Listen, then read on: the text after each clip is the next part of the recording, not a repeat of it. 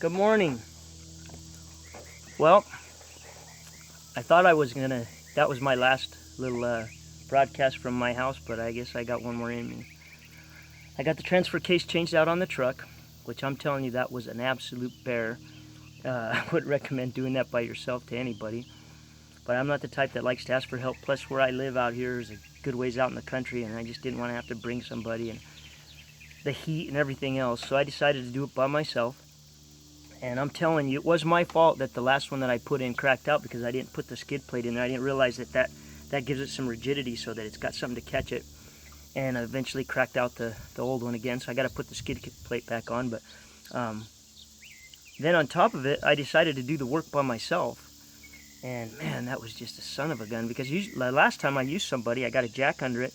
They jacked it up for me and then kind of maneuvered into position. I put the nuts in.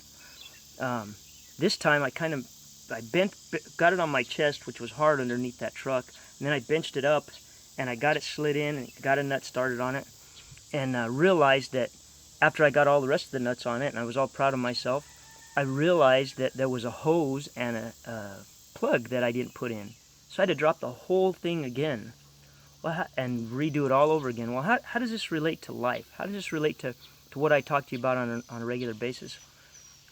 I think sometimes we get ourselves in positions in life where we think that we're going to handle something on our own, and we do, and we're perfectly capable of handling it. But when it doesn't go the way we want, sometimes we'll blame other people, or we'll blame God or the universe or whatever for what's happening to us, and we'll get irritated and aggravated and the whole business. I know when that happened to me here, I felt like getting aggravated and irritated, cussing, the whole business, but I didn't. Not this time.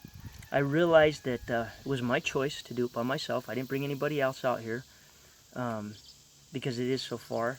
And I realized, I took the risk, and I've done it before, so you'd think that I'd know what I have to do, and I did, but it just slipped my mind. It wouldn't have done me any good to get upset. It wouldn't have done me any good at all. So I just stayed calm. It took me about another 10, 15 minutes, and I redid it again, maybe a little longer. A few smashed fingers.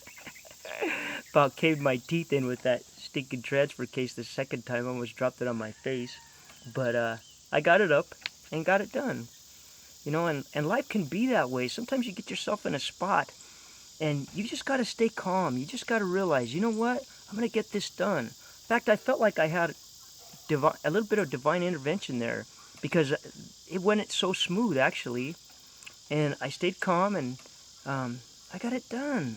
And that's the way life is. Sometimes things don't happen your way. They don't go your way. It's not anybody's fault. Sometimes things just happen.